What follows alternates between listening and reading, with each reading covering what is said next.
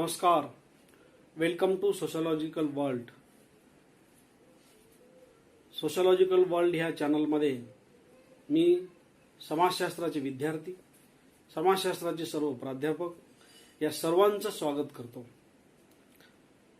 Welcome to sociological world समाजशास्त्रीय विश्व यामध्ये प्रामुख्यानं समाजशास्त्राच्या विविध शाखे संदर्भात अभ्यास पूर्ण अशा प्रकारचे लेक्चर्स, व्हिडिओ संपूर्ण विद्यार्थ्यांसाठी आणि प्राध्यापक सहकाऱ्यांसाठी या ठिकाणी सादर करण्यात येतील. याचा उद्देश असा आहे की विशेषतः मराठी मीडियमच्या विद्यार्थ्यांसाठी हे व्हिडिओ अत्यंत उपयुक्त ठरणार आहेत. त्यामुळे पुनश्च एकदा या सोशलॉजिकल वर्ल्ड ह्या यूट्यूबच्या चॅनलवर मी सर्वांचं मनपूर्वक स्वागत करतो. या पहिल्या मॉड्यूलमध्ये आपण पाहणार आहोत की समाजशास्त्रीय विचारवंत, समाजशास्त्रीय विचारधारा यामध्ये प्रामुख्यानं सामाजिक विचार हे पहिलं लेक्चर या ठिकाणी देण्यात येत आहे.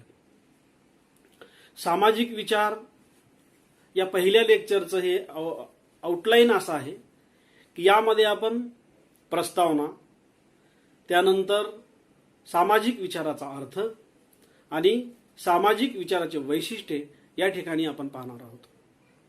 विद्यार्थी मित्र हो, सामाजिक विचाराच्या बाबतीमध्ये पाहत असताना एक गोष्ट आपल्याला ध्यानात घ्यावी लागेल की जीवसृष्टीच्या निर्मितीतील शेवटची अवस्था म्हणजे मानवी प्राण्याचा उदय आहे. आणि जेव्हापासून मानवी प्राण्याचा उदय झालेला आहे तेव्हापासून मानवाने विचार केलेला आहे.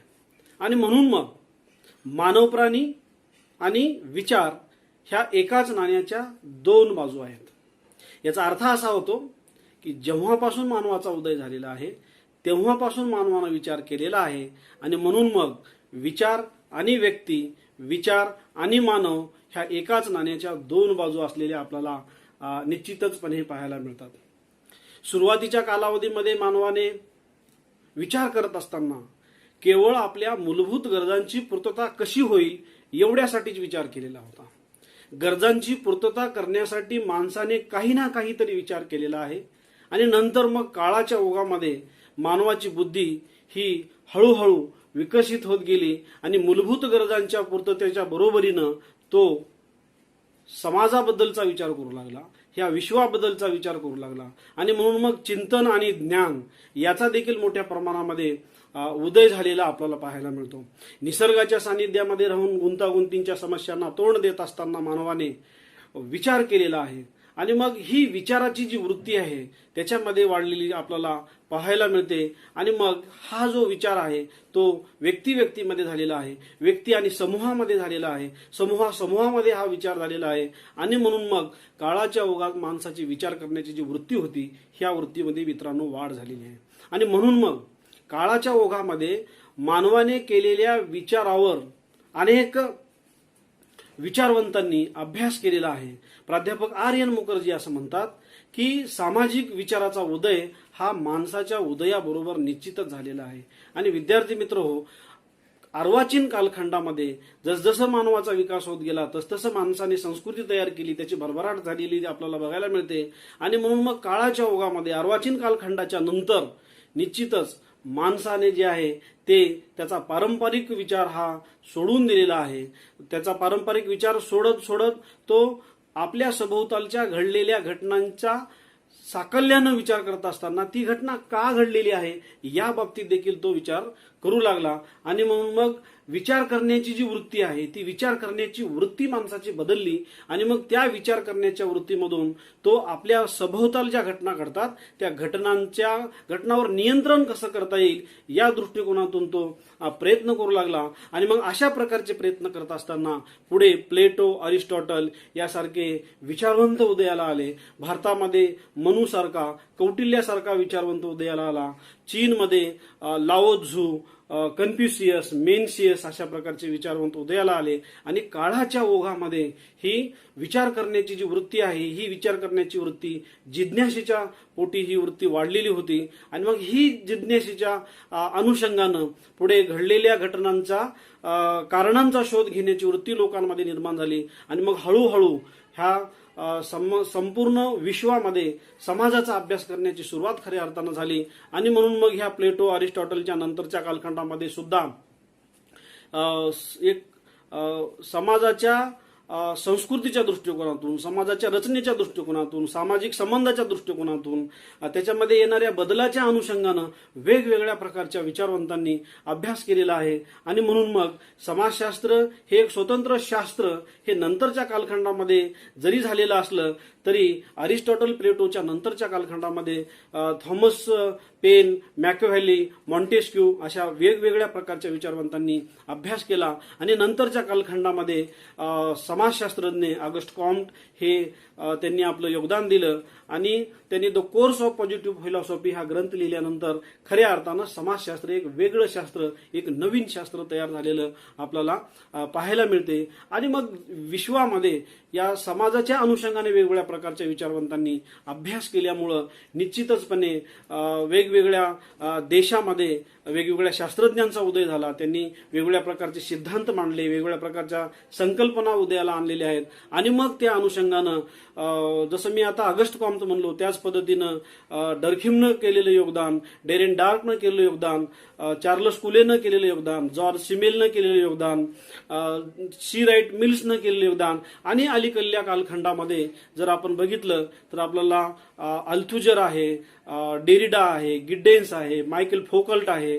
ह्या वेगवेगळ्या प्रकारच्या विचारवंतांनी, हेबरमास वगैरे या सगळ्यांनी अभ्यास केल्यानंतर खऱ्या अर्थानं हे समाजशास्त्र एक विश्वव्यापी अशा प्रकारचा एक नवीन एक अभ्यास करणारी एक स्वतंत्र ज्ञानशाखा आज आपल्याला उदयाला झालेली बघायला मिळते. आपण या ठिकाणी अशाही काही बाबी लक्षात घेणं गरजेचे आहेत की जसं पाश्चात्य देशामध्ये वेगवेगळ्या प्रकारच्या विचारवंतांनी अभ्यास केला त्याच पद्धतीनं भारतामध्ये सुद्धा चांगल्या पद्धतीचा अभ्यास केलेला आपल्याला पाहायला मिळतो आणि मग भारतामध्ये ज्या समाजशास्त्रज्ञांनी अभ्यास केलेला आहे त्या अभ्यासामध्ये प्रामुख्यानं गोविंद सदाशिव घुर्वे, एम.एन. श्रीनिवास अशा वेगवेगळ्या प्रकारच्या अभ्यासकांनी अभ्यास केला की ज्याच्यामध्ये पंढरीनाथ प्रभू, त्यानंतर के.एम. कपाडिया, इरावती कर्वे ह्या लोकांनी अभ्यास केलेला आपल्याला पाहायला मिळते आणि त्याच अनुषंगानं पुढे सामाजिक जीवन, मानवाची विकसित अवस्था, सामाजिक संस्था आणि व्यक्तीचं जीवन या अनुषंगानं त्याचे प्रश्न ह्या सगळ्या बाबतीमध्ये अभ्यास केल्याच्या नंतर खऱ्या अर्थानं सामाजिक विचाराला चालना मिळाली, सामाजिक विचाराचा उदय आणि विकास झाला आणि याच आधारावर आपल्याला सामाजिक विचाराचा अर्थ, सामाजिक विचार नेमकं कशाला म्हणायचं हे आपल्याला या ठिकाणी पाहायचं आहे. विद्यार्थी मित्र हो, सामाजिक विचाराचा अर्थ स्पष्ट करत असताना वेगवेगळ्या प्रकारच्या विचारवंतांनी याच्यावर अभ्यास केलेला आहे आणि म्हणून मग त्याचा अभ्यास करत असताना आपण पहिल्यांदा आपल्याला रॉलिन चेम्बलिस यांनी जे सामाजिक विचाराचा अर्थ सांगितलेला आहे तो सामाजिक विचाराचा अर्थ आपल्याला या ठिकाणी बघायचा आहे. रॉलिन चेम्बलिस यांनी त्यांच्या सोशल थॉट या ग्रंथामध्ये सामाजिक विचाराचा अर्थ सांगण्याचा प्रयत्न केला आहे. काय म्हणतात रॉलिन चेम्बलिस? व्यक्तीच्या तिच्या सहकार्याशी संबंधित अशा संबंधाच्या संदर्भामध्ये केलेला विचार म्हणजे सामाजिक विचार आहे. विद्यार्थी मित्र हो, या ठिकाणी दोन गोष्टी लक्षात घ्यायच्या आहेत. व्यक्ती आणि तिचं सहकार्य. व्यक्तीनं त्याच्या सहकार्याच्या संदर्भामध्ये जो विचार केलेला आहे त्या विचाराला सामाजिक विचार म्हणावं असं रॉलिन चेम्बलिसचं मत आहे. व्यक्ती हा विचार करणारा प्राणी आहे. माणूस हा विचार करत असतो, काही ना काहीतरी विचार करत असतो आणि मानव ज्या ग्रुपचा सदस्य आहे, ज्या समूहाचा सदस्य आहे त्या समूहाच्या सदस्याबद्दल तो काही ना काहीतरी विचार करत असतो, त्याच्या सहकार्याबद्दल काहीतरी विचार करत असतो, त्याचे जिथं जिथं संबंध प्रस्थापित होतात तिथं जे सहकारी तयार होतात त्याच्याबद्दलचा तो विचार करत असतो. आणि मग हीच भूमिका रॉलिन चेम्बलिस यांनी त्यांच्या व्याख्येमध्ये सांगताना हे म्हटलेलं आहे की व्यक्तीच्या तिच्या सहकार्याशी संबंधित अशा संबंधाच्या संदर्भामध्ये व्यक्तीचं त्याच्या सहकार्याशी असलेले संबंध आणि त्या संबंधाच्या अनुषंगानं व्यक्तीनं केलेला जो विचार आहे तोच विचार म्हणजे सामाजिक विचार आहे असं रॉलिन चेम्बलिस यांनी म्हटलेलं आहे. याच्या संदर्भामध्ये वेगवेगळ्या प्रकारच्या विचारवंतांनी व्याख्या केलेल्या आहेत. तथापि आपण या ठिकाणी E.S. बोगार्डची एक व्याख्या या ठिकाणी आपण बघू. E.S. बोगार्डस काय म्हणतात? सामाजिक विचाराच्या संदर्भामध्ये मानवी भूतकाळ आणि वर्तमान काळ यातील एक किंवा अनेक व्यक्तींनी सामाजिक समस्येशी संबंधित केलेला विचार म्हणजे सामाजिक विचार आहे. या व्याख्येवर दोन गोष्टी आपल्याला लक्षात ठेवायच्या आहेत की मानवी भूतकाळ आणि वर्तमान काळ तसेच एक किंवा अनेक व्यक्तींनी सामाजिक समस्येच्या संदर्भामध्ये केलेला अभ्यास म्हणजे वर्तमान काळ आणि भूतकाळ, व्यक्ती, एक किंवा अनेक व्यक्ती की ज्या व्यक्तींनी सामाजिक समस्येच्या संदर्भात अभ्यास केलेला आहे, सामाजिक समस्येच्या संदर्भात विचार केलेला आहे. मानव हा विचार करणारा प्राणी आहे. मानव हा समाजशील प्राणी आहे. तो समाजामध्ये राहून जीवन जगणारा प्राणी असल्याच्या कारणामुळे तो सातत्याने विचार करत असतो. आणि मग हा विचार करत असताना ज्या वेळेस व्यक्ती हा त्याच्याशी संबंधित अशा समस्यांचा विचार करत असतो, त्यांच्या समाजाच्या वर्तमान काळाच्या संदर्भामध्ये समस्यांचा विचार करतो, भूतकाळामध्ये कुठल्या समस्या होते याचा विचार करतो आणि मग अशा समस्यांचा विचार केल्यानंतर त्या समस्येच्या अनुषंगानं काहीतरी उपाययोजनेचा सुद्धा तो विचार करत असतो. आणि ज्यावेळेस अशा प्रकारच्या विचाराची प्रक्रिया दृष्टीस येते, विचाराची प्रक्रिया सुरुवात होते, त्या प्रक्रियेला आपल्याला सामाजिक विचार असं म्हणायचं आहे. आणि अशीच अपेक्षा E.S. बोगार्डस यांनी ह्या सामाजिक विचाराच्या अर्थामध्ये घेतलेली आपल्याला बघायला मिळते. तिसरी जी व्याख्या आहे ती तिसरी व्याख्या आर्यन मुखर्जी यांची आहे. काय म्हणतात आर्यन मुखर्जी? सामाजिक विचार ही विचाराची अशी एक शाखा आहे की जी सामाजिक ऐतिहासिक पार्श्वभूमीवर मानवी संबंध व मानवी आंतरक्रिया याचा अभ्यास करते.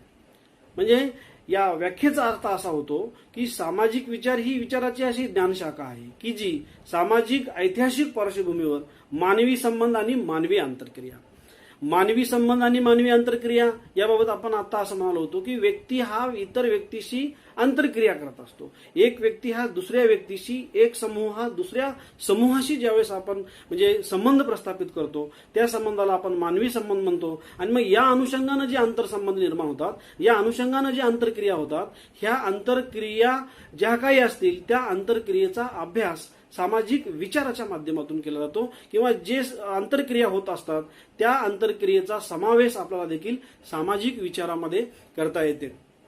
या ठिकाणी एक गोष्ट आपल्याला ध्यानात घ्यावी लागेल की मानवाने काळाच्या ओघामध्ये त्याची बुद्धी जशी जशी विकसित होत गेलेली आहे, त्या बौद्धिक विकास जसा जसा होत गेलेला आहे त्याच्या अनुषंगानं त्यानं प्रयत्न केलेले आहेत.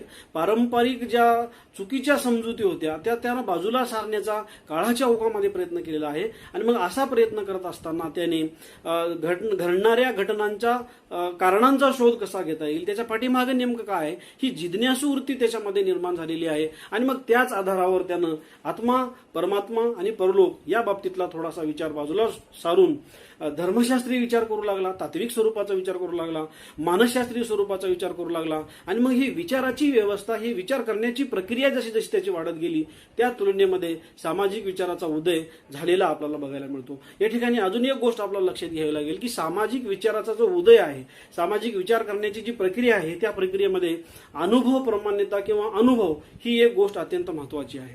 कारण आपल्याला असं बघायला मिळते की सामाजिक विचार परंपरेमध्ये बऱ्याचदा अनुभवाच्या आधारावर जे विचार मांडलेले आहेत त्या विचारावर देखील सामाजिक विचाराचा उदय झालेला आहे. या ठिकाणी एक दोन उदाहरणं आपल्याला अशी घेता येतील की राजाराम मोहन रायचं जर आपण उदाहरण घेतलं तर ज्या सतीप्रथेची जी चाल होती भारतामध्ये, ह्या सती प्रथेची चालीच्या विरोधामध्ये राजाराम मोहन राय उभे राहिले आणि याच्या पाठीमागं त्यांना जो अनुभव त्या समस्येच्या संदर्भामध्ये आला होता तो अनुभव अत्यंत महत्वाचा होता. याचं कारण असं की ज्यावेळेस त्यांच्या भावाची पत्नी सती जात होती, अशा अनेक स्त्रिया सती जात होत्या, त्यावेळेस त्यांनी ती प्रकरण जवळून पाहिलेलं होतं आणि मग त्या अनुषंगानं त्याचा विरोध केलेला आहे. आणि नंतर ही जी प्रथा होती ही प्रथा लॉर्ड बेंटिंगच्या माध्यमातून त्यांनी ती प्रथा थांबवली होती. म्हणजे हे एक अनुभवाच्या आधारावर त्यांनी तो विचार त्या ठिकाणी व्यक्त केलेला आपल्याला निश्चितचपणे ध्यानात घ्यावा लागेल विद्यार्थी मित्रांनो. त्याचबरोबर महात्मा ज्योतिबा फुलेंनी मांडलेला जो सार्वजनिक सत्य धर्म आहे तो सार्वजनिक सत्य धर्म प्रश्न देखील तेवढाच महत्वाचा आहे, तो देखील अनुभवाच्या आधारावर मांडलेला होता.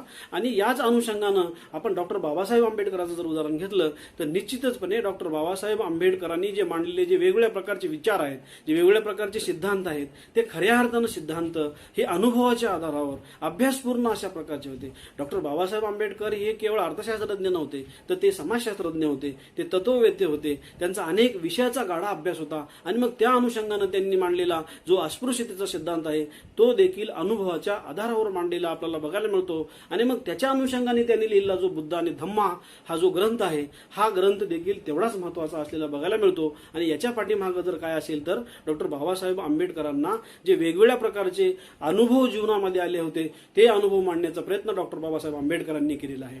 एवढेच नाही तर आपण महात्मा गांधीच्या बाबतीत ज्यावेळेस विचार करतो त्यावेळेस त्यांनी मांडलेली सत्याची आणि अहिंसेची जी संकल्पना आहे, ही अहिंसेची संकल्पना सुद्धा आपल्याला अनुभवाच्या आधारावर त्यांनी मांडलेली बघायला मिळते. आणि त्या आधारावर त्यांनी जे सत्याग्रहाचा जो विचार मांडलेला आहे, तो विचार देखील आपल्याला जर त्याचा साकल्यानं, त्याचा जर आपण गांभीर्यानं जर विचार केला तर हे अनुभवातून आलेले जे विचार आहेत, हे सर्व प्रकारचे विचार आपल्याला सामाजिक विचारामध्ये समाविष्ट करावे लागतील.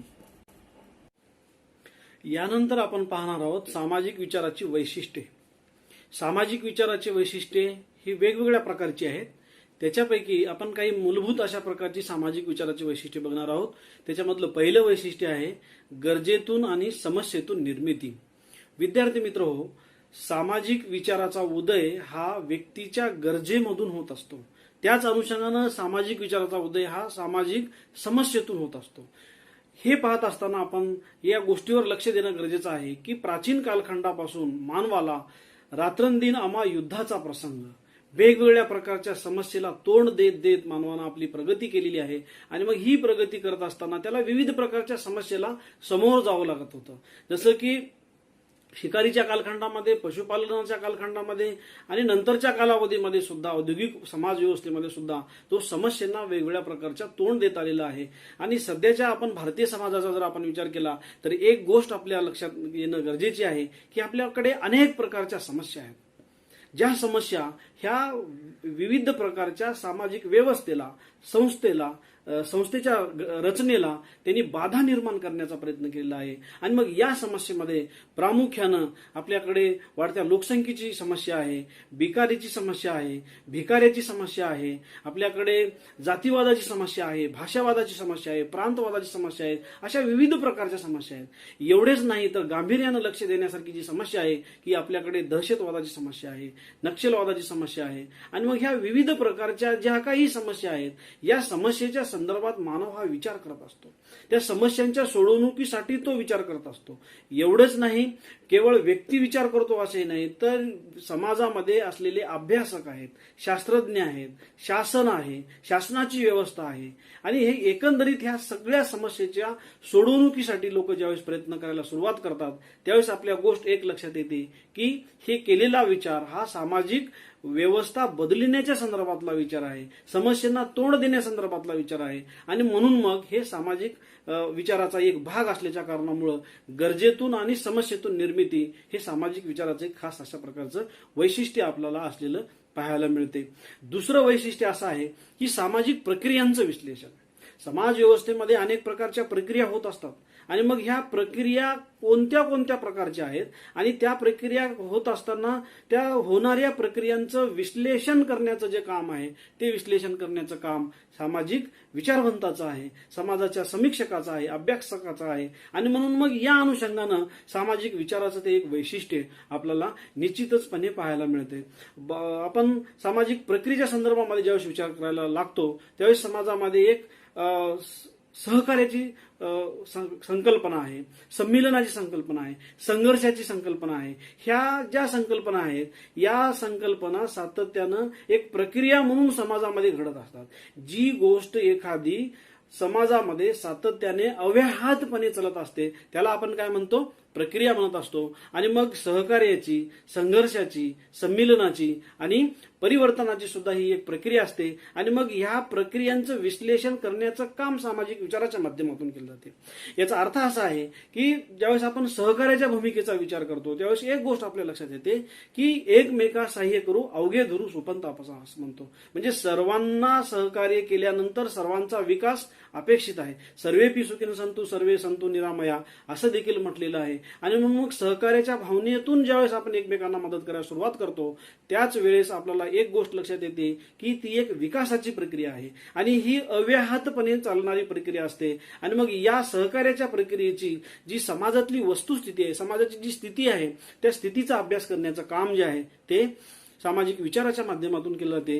विशेषतः ज्यावेळेस आपण संघर्षाचा विचार करतो तर संघर्षाच्या बाबतीमध्ये जॉर्ज सिमेल ह्या समाजशास्त्रज्ञांना असं म्हटलेलं आहे की संघर्षाशिवाय समाजाचं अस्तित्व नाही. याचा अर्थ असा होतो की जिथं समाज आहे तिथं संघर्ष हा अटळ असतो. आणि मग या अनुषंगानं जर त्याचा आपण जर विचार केला तर हा संघर्ष कसा होतो, कोणत्या कारणामुळे समाजामध्ये संघर्ष होतो, त्याची कारणं काय आहेत आणि मग त्या कारणाचे परिणाम काय होतील, ह्या सगळ्याचा एकत्रितरित्या ज्यावेळेस अभ्यास करायला सुरुवात होते त्या अनुषंगानं संघर्ष ही एक प्रक्रिया जर ठरली तर ह्या प्रक्रियेचा अभ्यास करण्याचं काम सामाजिक विचाराच्या माध्यमातून होत असते. आणि म्हणून मग त्याला महत्व ह्या सामाजिक विचाराच्या अनुषंगानं आपल्याला देता येईल. तिसरं अशा प्रकारचं जे सामाजिक विचाराचं वैशिष्ट्य आहे ते आंतरक्रियांचं विश्लेषण. आपण यापूर्वी सुद्धा बघितलेलं आहे की समाजामध्ये व्यक्ती ह्या आंतरक्रिया करत असतात. अरिस्टॉटलनं म्हटलं आहे की व्यक्ती हा समाजशील प्राणी आहे. आपल्या सर्वांना माहित आहे की व्यक्ती हा समाजशील प्राणी आहे, तो समाजाशिवाय राहू शकत नाही.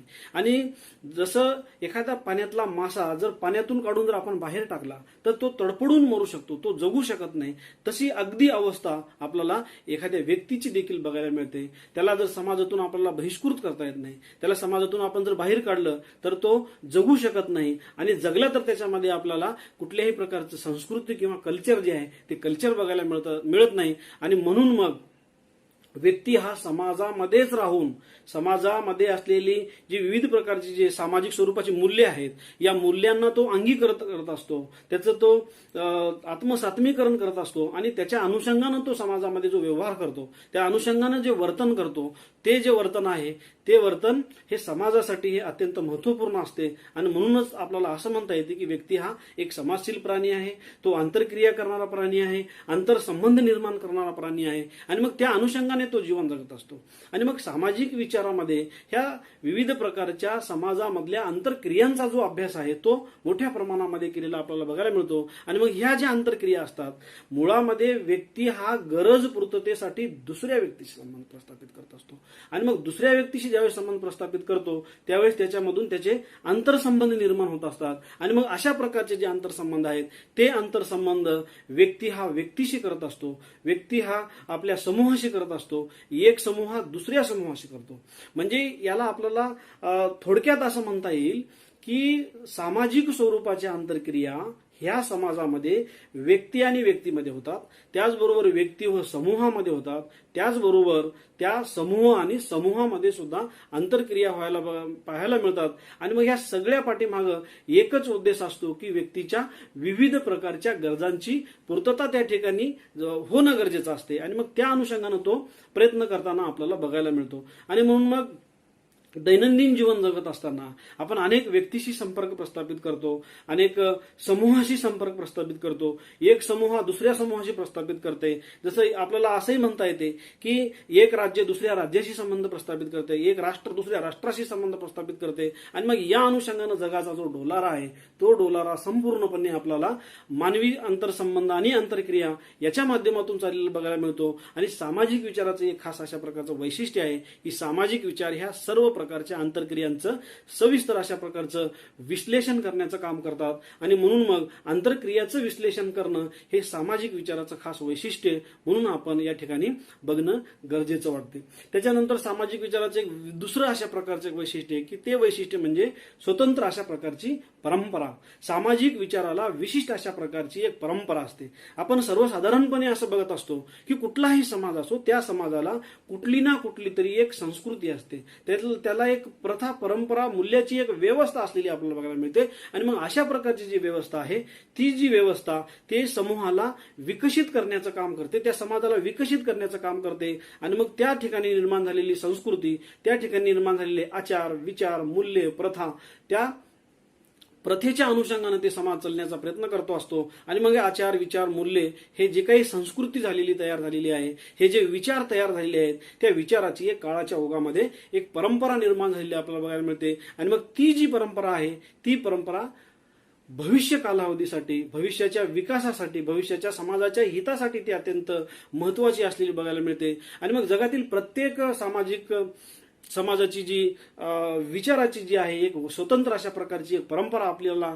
निर्माण झालेली बघायला मिळते. आणि मग त्या परंपरेच्या विचाराच्या देवाणघेवाणीमधून मानवानं आपलं अस्तित्व टिकवून ठेवण्याचा प्रयत्न केला आहे, अस्तित्व खऱ्या अर्थानं रुजविण्याचा प्रयत्न केला आहे. किंबहुना समाजाला स्थैर्य निर्माण करण्यासाठी सुद्धा त्याची आपल्याला गरज असलेली बघायला मिळते. विशेषतः ज्यावेळेस आपण ह्या परंपरेच्या बाबतीमध्ये विचार करतो त्यावेळेस मात्र हा वेगवेगळ्या प्रकारच्या ज्या विचाराच्या परंपरा आहेत त्या परंपरा आपल्याला बघायला मिळतात. विशेषतः भारताच्या अनुषंगाने जर विचार केला, भारतीय समाजाच्या दृष्टिकोन ज्यावेळेस आपण विचार करतो त्यावेळेस मात्र पुराण आहे, उपनिषदे आहेत, महाभारत आहे, रामायण आहे, भगवान बुद्धाचं तत्वज्ञान आहे, त्याची एक परंपरा आपल्याकडे बघायला मिळते. आणि मग त्याच्या नंतरच्या कालखंडामध्ये जे आहे त्या नंतरच्या कालखंडामध्ये सुद्धा आपल्याला विविध प्रकारच्या परंपरा निर्माण झालेल्या आहेत. त्या परंपरा एक विचारधन आहे. त्या विचारधनामध्ये आपल्याला छत्रपती शिवाजी महाराजांचं तत्वज्ञान असेल, छत्रपती शिवाजी महाराजांचं विचार प्रणाली असेल, त्यांचं जे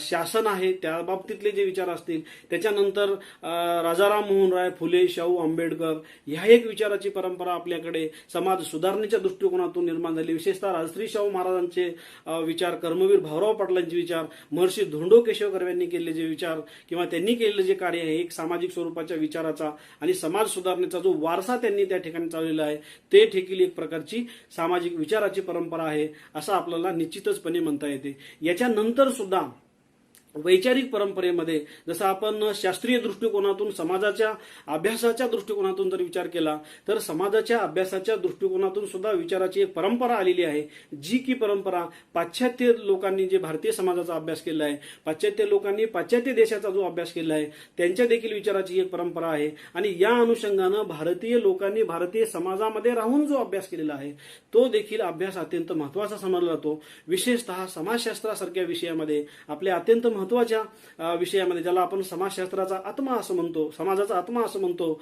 हा जो समाजशास्त्राचा विषय आहे या विषयामध्ये सुद्धा जी वैचारिक स्वरूपाची परंपरा निर्माण झाली या परंपरेमध्ये प्रामुख्यानं आपण गोविंद सदाशिव घुर्वे, डी.पी. मुखर्जी, राधाकमल मुखर्जी, एम.एन. श्रीनिवास ह्या विविध प्रकारच्या अभ्यासकांचा विचार उल्लेख करत असतो. योगेंद्र सिंह यांनी केलेले विचार, अलीकडल्या कालखंडामध्ये नवीन समाजशास्त्रज्ञांनी केलेले जे विचार आहेत हे सर्व प्रकारचे विचार हे एका विचाराची एक नवी परंपरा घेऊन आपल्याला बघायला मिळतात. आणि त्याच्यापूर्वी जर आपण विचार केला तर प्लेटो, अरिस्टॉटल, मॉन्टेस्क्यू, टायनबी, हॉब्स, लॉक अशा वेगवेगळ्या प्रकारच्या विचारवंतांनी अभ्यास केले आहे. समाजशास्त्राच्या अनुषंगानं सुद्धा पाश्चात्य ज्यावेळेस आपण विचारवंताचा विचार करतो त्यामध्ये सुद्धा आपल्याला डर्किम, पॅरेटो, वेबर, चार्लस कुले, सी राईट मिल्स, डेरेनडार्फ यांचा देखील आपल्याला प्रामुख्यानं विचार करावा लागतो. आणि मग ही जी विचाराची परंपरा आहे या सर्व प्रकारच्या वैचारिक परंपरेचा साकल्यानं सखोल अशा प्रकारचा अभ्यास करण्याचं काम सामाजिक विचाराच्या माध्यमातून होते. आणि मग त्या अनुषंगानं देखील ते सामाजिक विचाराचं एक स्वतंत्र परंपरा म्हणून त्याचं एक वैशिष्ट्य आपल्याला निश्चितचपणे पाहावे लागते. त्याच्यानंतरचं जे वैशिष्ट्य आहे ते वैशिष्ट्य आपल्याला 5 नंबरचं जे वैशिष्ट्य आहे ते आनंदमय व सुसंवादी जीवन. आपण ज्यावेळेस प्रत्येक माणसाचा विचार करतो, प्रत्येक समूहाचा विचार करतो, प्रत्येक राज्याचा विचार करतो, प्रत्येक देशाचा विचार करतो, इंटरनॅशनल पातळीवर ज्यावेळेस आपण विचार करतो ती संपूर्ण जग आपल्याला आनंदमय आणि सुसंवादी जीवन कसं तयार होईल या अनुषंगानं प्रयत्न करत असल्याचं आपल्याला निश्चितचपणे निदर्शनास येत असते.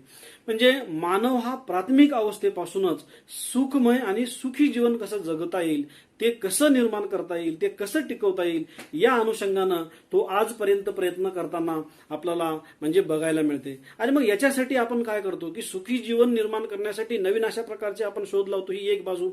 आणि मग शोध लावल्याच्या नंतर त्या शोधाचा, त्या ज्ञानाचा प्रसार आणि प्रचार करण्याचं आपण काम करत असतो. त्याची दुसरी ही एक बाजू आहे. आणि एवढंच नाही तर समाजाचं स्थैर्य टिकून राहिलं पाहिजे, समाजाचं सातत्य टिकून राहिलं पाहिजे, समाजाची जी संरचना आहे ही संरचना ही टिकली पाहिजे.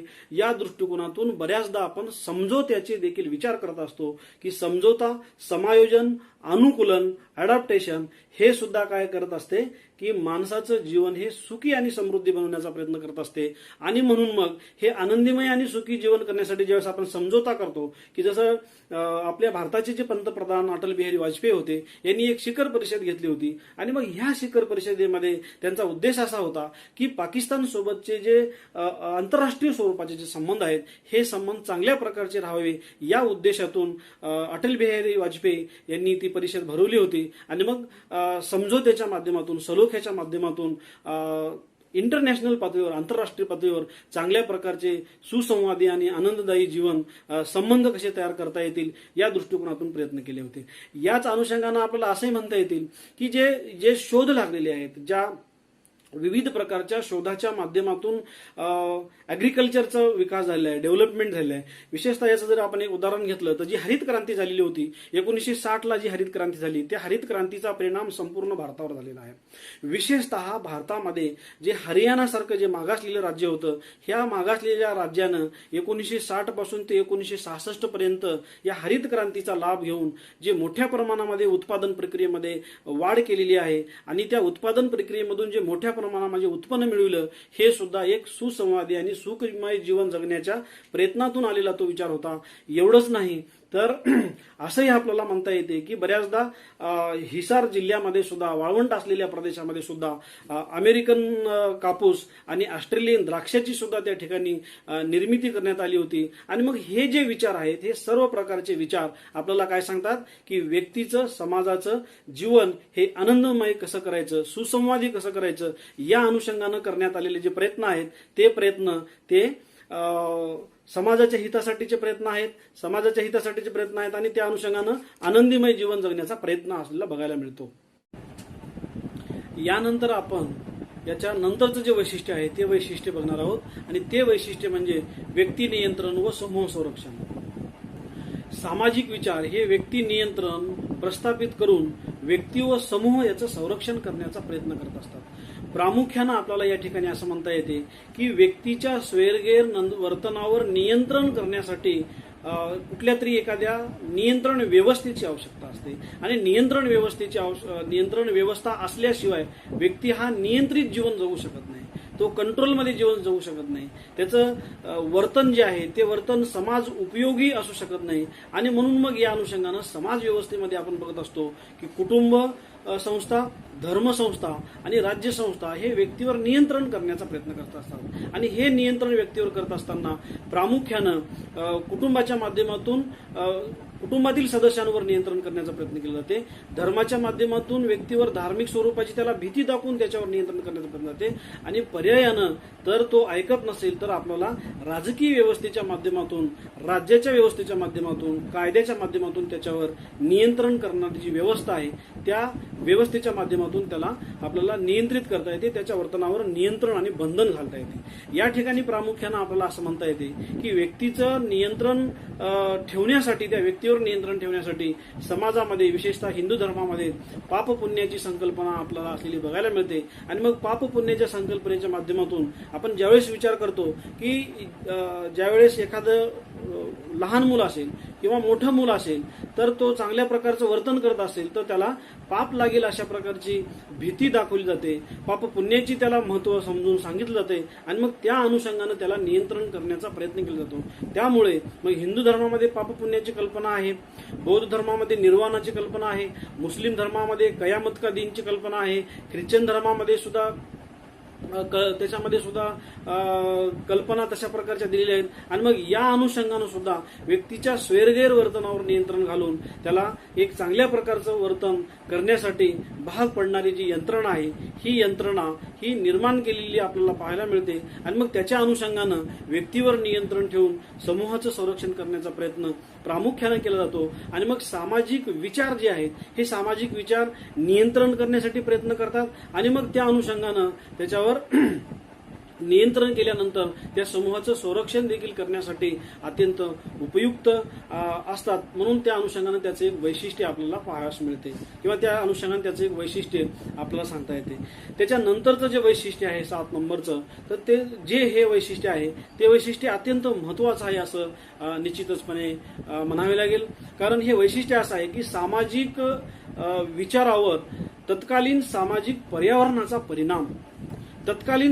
पर्यावरणाचा परिणाम हा त्या सामाजिक विचारावर असतो.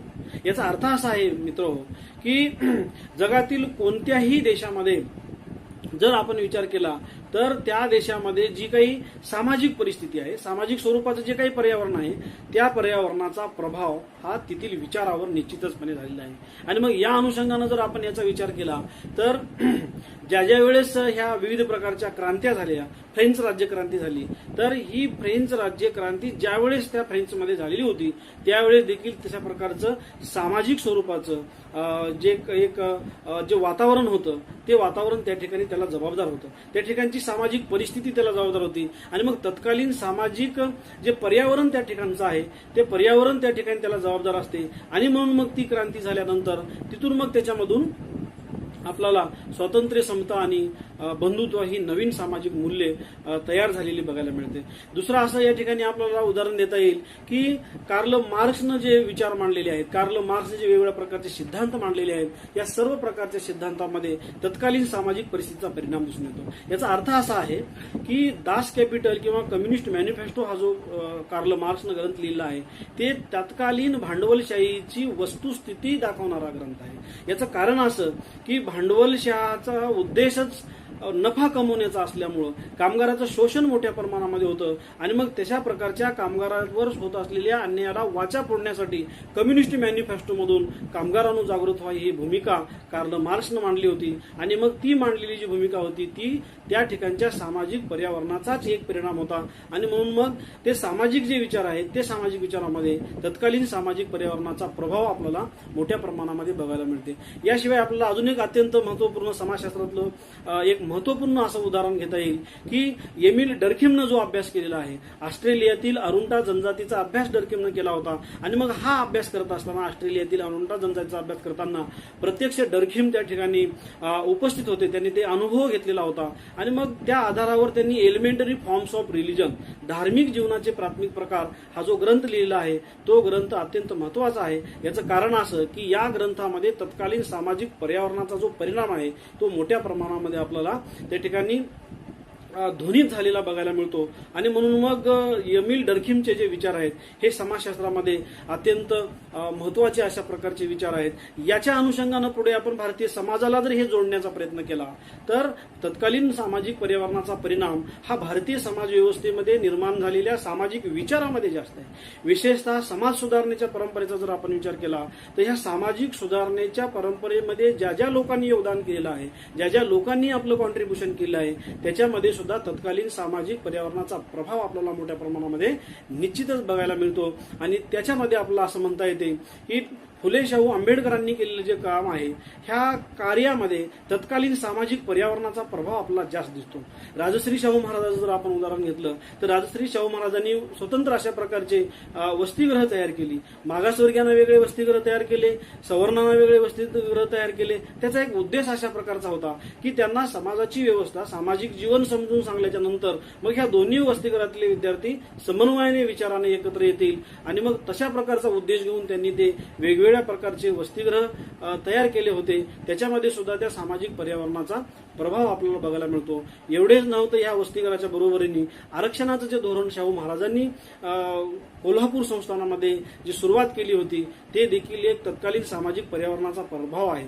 एवढंच नाही तर डॉक्टर बाबासाहेब आंबेडकरांचं संपूर्ण जीवन जे आहे हे संपूर्ण जीवन आणि त्याच्या अनुभवातून त्यांनी जे मांडलेले वेगवेगळ्या प्रकारचे विचार आहेत ह्या संपूर्ण विचाराच्या व्यवस्थेमध्ये सुद्धा आपल्याला तत्कालीन सामाजिक पर्यावरणाचा प्रभाव दिसतो आणि मग त्या अनुषंगानं त्यांनी जी मांडणी केलेली आहे ती मांडणी ही तत्कालीन सामाजिक पर्यावरणाचा प्रभाव लक्षात घेऊन, त्या समस्यांचा प्रभाव लक्षात घेऊन त्यांची सोडवणूक करण्यासाठी सुद्धा विविध प्रकारच्या तरतुदी डॉक्टर बाबासाहेब आंबेडकरांनी संविधानामध्ये आपल्याला केलेल्या बघायला मिळतात. म्हणून थोडक्यामध्ये सामाजिक विचारामध्ये तत्कालीन सामाजिक पर्यावरणाचा प्रभाव असतो, परिणाम असतो, हे खास अशा प्रकारचं वैशिष्ट्य आपल्याला त्या ठिकाणी लक्षात घ्यावं लागते.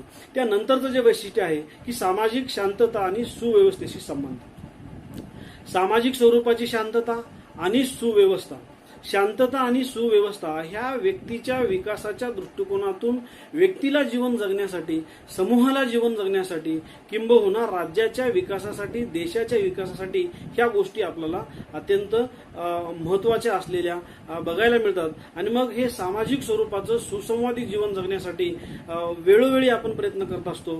राज्य शासन हे त्याच्या वेगवेगळ्या प्रकारच्या योजना इम्प्लिमेंट करत असते. त्याचा परिणाम आपल्याला समाजाच्या व्यवस्थेवर झालेला बघायला मिळतो. समाजामध्ये सामाजिक स्वरूपाचा विकास, आर्थिक स्वरूपाचा विकास, शैक्षणिक स्वरूपाचा विकास होतो. आणि ही राज्याची जी कल्पना आहे हीच कल्पनेच्या माध्यमातून केंद्र सरकारच्या काही योजना आपल्याला बघायला मिळतात. आणि त्याच्या माध्यमातून सुद्धा एक शांतता आणि सुव्यवस्था प्रस्थापित करण्यासाठी प्रशासनाच्या माध्यमातून देखील प्रयत्न केले जातात. आणि मग ही शांतता आणि सुव्यवस्था आपण प्रस्थापित करण्याच्या अनुषंगानं आपल्याकडे राज्याची व्यवस्था आहे, राजकीय व्यवस्थेमध्ये पोलीस प्रशासन आहे, आपल्याकडे कायद्याची व्यवस्था आहे, न्यायालयाची व्यवस्था आहे. आणि मग अशा न्यायालयाच्या व्यवस्थेच्या माध्यमातून सुद्धा आपल्याला त्याच्यावर आपल्याला नियंत्रण लोकांवर करता येते. आणि मग हे नियंत्रण करत असताना सुद्धा हे तयार करण्यासाठी आणि त्याची इम्प्लिमेंटेशन करण्यासाठी जे विचार मांडावे लागतात, हे सर्व प्रकारचे विचार हे सामाजिक स्वरूपाचे विचार असतात. आणि म्हणून मग त्या अनुषंगानं सामाजिक विचाराच्या ह्या वैशिष्ट्यामध्ये सामाजिक स्वरूपाची शांतता आणि सुव्यवस्था निर्माण करणे हे सुद्धा एक खास अशा प्रकारचं वैशिष्ट्य आहे. त्यानंतरचं जे एक वैशिष्ट्य आहे त्या वैशिष्ट्यामध्ये प्रतीके व चिन्हे यातून प्रकटीकरण हा एक अत्यंत एक नवा मुद्दा आपल्याला या ठिकाणी लक्षात घ्यायचा आहे. आता प्रतीके आणि चिन्हे याच्यातून प्रकटीकरण याचा अर्थ असा होतो की एखादी संस्था तयार झाल्यानंतर ती संस्था तयार होण्यासाठी वेगवेगळ्या प्रकारचे नियम, वर्तनाचे प्रकार त्या ठिकाणी अस्तित्वात आलेले असतात. आणि ज्यावेळेस समाजामध्ये नवीन अशा प्रकारचे वर्तनाचे प्रकार अस्तित्वात येतात, त्या वर्तनाच्या प्रकाराला आत्मसात करण्याचं काम समाजातील व्यक्तीचं असते, समाजाच्या सदस्याचं असते. आणि मग अशा प्रकारच्या समाजाचे सदस्य नवीन वर्तनाच्या परिणाम, जे काही नवीन प्रमाण तयार झालेले आहेत त्याचं आत्मसात्मीकरण करत असतात. आणि हे आत्मसात्मीकरण ज्यावेळेस करतात त्याच्यातून त्यांचं जे वर्तन होते त्या वर्तनाला आपण त्याचं प्रकटीकरण असं म्हणतो. आणि मग हे जे प्रकटीकरण आहे हे प्रामुख्यानं आपल्याला सामाजिक विचाराच्या उदयाच्या बाबतीमध्ये ज्यावेळेस लक्षात आपल्याला बघायला मिळते की ही प्रतीके जे त्या म्हणजे प्रकटीकरण ज्यावेळेस होते त्याच्या अगोदर हे वर्तन तयार होत असताना त्याचे वेगवेगळ्या प्रकारचे प्रतीक आपल्याला बघायला मिळतात. आणि मग हे प्रतीक आपल्याला बघत असताना आपल्याला हे गोष्ट लक्षात घ्यावी लागेल की वेगवेगळ्या प्रकारच्या समाज व्यवस्थेमध्ये, वेगवेगळ्या प्रकारच्या जाती धर्म व्यवस्थेमध्ये, वेगवेगळ्या प्रकारच्या जाती जमातीमध्ये आपल्याला विविध प्रकारचे प्रतीक तयार झालेले बघायला मिळतात. जसं आपण एक जर दोन उदाहरणं घेतले तर हिंदू धर्मामध्ये स्वस्तिक हे प्रतीक आहे. आणि मग त्याच्या आधारावर त्यांची जीवन प्रणाली अवलंबून असते. अशोक स्तंभ हे एक आपलं प्रतीक आहे. हे देखील अत्यंत महत्वाचं अशा प्रकारचं प्रतीक आहे. त्याच्या अनुषंगानं आपण त्याचं प्रकटीकरण करत असतो. मुस्लिमांचा चांद आहे हे त्याच्या अनुषंगानं त्याचं प्रकटीकरण करत असतात.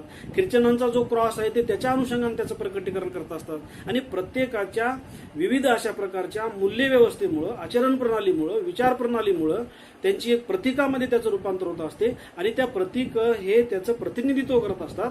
आणि हे प्रतिनिधित्व करत असताना बऱ्याचदा आपण त्या प्रतीकांची पूजा देखील केलेली आपल्याला बघायला मिळते. आदिवासीच्या बाबतीमध्ये ज्यावेळेस आपण विचार करतो त्यावेळेस काही आदिवासी जमातीची विशिष्ट अशा प्रकारची प्रतीक असतात.